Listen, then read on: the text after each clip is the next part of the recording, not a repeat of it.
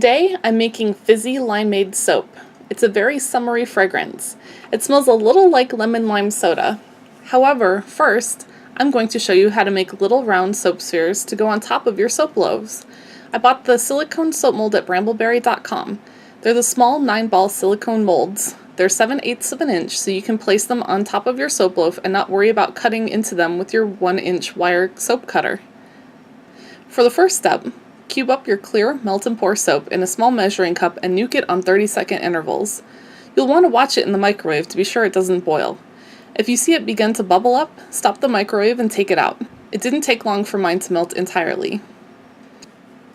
Once it's done, take it out, give it a stir, and feel for any unmelted pieces with your spoon.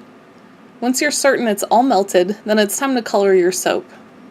I'm using the non-bleeding teal, neon yellow, and liquid blue colorants from Brambleberry, as well as a light green mica color from the conservatory. Once it's all mixed, add in some cosmetic glitter and get ready to pour it into the mold. This was as close as I could get to the color I wanted. I used iridescent cosmetic glitter for that extra sparkle factor. The soap smells really fizzy, bubbly, citrusy, and sweet, and I wanted that to convey in the embeds as well. Before it's time to pour, place your mold on a cutting board. Trust me, it'll make transporting the molds a breeze. You do not want to be lifting the mold and moving the silicone around while the product is cooling down. You could make a mess, or you could end up warping the shape of the embed and having to start all over. I am not a fan of starting all over, so I make sure I use the cutting board each time. I popped the melt and pour back in the microwave for another 15 to 20 seconds to make sure it would remain fluid throughout the pouring process. I spritzed the silicone mold with some 99% isopropyl alcohol to deter air bubbles and began pouring. As it turns out, pouring is easiest when you get the spout of the cup as close to the opening of the mold as possible. Don't follow my lead in the video and try to pour from up high. You'll just end up making a mess like I did. Once you're done, set them to the side to cool. Do not stick them in the fridge. It's tempting, I know, but refrigerating them will draw moisture to the glycerin and result in weepy embeds. I want my embeds to remain shiny and sparkly. They'll cool down on their own. Just give them some time. This is the color palette I'm going with today. Titanium dioxide in the middle, Fizzy Limeade from Brambleberry, Peacock Blue from the Conservatory, Apple Martini from the Conservatory, and Hydrated Chrome Green from Brambleberry. All are skin-safe colorants. This next step is how I prep my piping bags. I buy the pastry piping bags. I tried using large generic storage bags to pipe, but after having the seam split on me one too many times, I only use pastry bags. I bought these on Amazon. They're the Hand E-Grip 18-inch bags. I dropped the frosting tip into the bag and cut off the end of the bag about 1/3 of the way up the metal piping tip. I adjust the metal frosting tip so it's securely in the bag, twist the end, turn it upside down to ensure that no soap batter leaks out, and place it in the container. This will ensure that your soap batter stays in the bag and doesn't leak out into the bottom of the cup. I've dealt with that mess a time or two as well. I prepared my lye water mixture the night before. It's cooled down to about 75 degrees.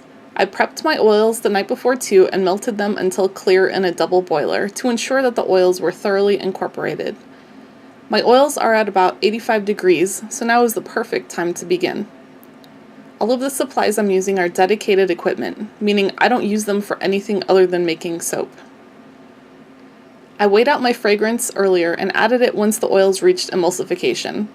When I'm adding other colorants, I try not to overblend the mixture, as I'll be reblending with each colorant. Overblending can make the soap batter thicken up, and I want all the time I can get to work on the soap design. I also like to blend my fragrances instead of whisking them in to ensure that they're thoroughly mixed together. Unmixed fragrances are really problematic, and I try to avoid them at all costs. I'm weighing out 4 containers with 10 ounces each, and then 1 with 19 ounces of the white soap batter, which will be used to pipe the top of the soap. I usually reserve about 1/4 of the batter for the top because I like that ratio. I've tried using a 1/5 or a 1/3, but I find that the 1/4 to be my own personal Goldilocks zone, meaning it's just right. I'm pouring another 1/4 of the white soap batter into my red Essential Depot mold. The basket helps the mold hold its shape while the soap dries out. The soaping technique I'm using with the Fizzy Limeade batch is called a drop swirl. It's called that because all you have to do is drop the colors into the other batter. I'll be randomly pouring the colorful soap batter into the plain white soap base. The fun part about a drop swirl is that it's never the same design twice. I've had shapes show up that look like bubbles, raindrops, butterflies, spiral swirls, flowers, lovebirds, a very hungry caterpillar, a phoenix, and even one that looked like a silhouette of the witch from Snow White holding an apple. The only downside to the drop swirl is that no two soaps will ever look alike, so if you're keen on duplicating the look again, the best you can do is cross your fingers and hope for the best. Though, I have to say, I've never seen a drop swirl that I didn't like. The oils I've used for this amazing recipe are certainly vegan friendly.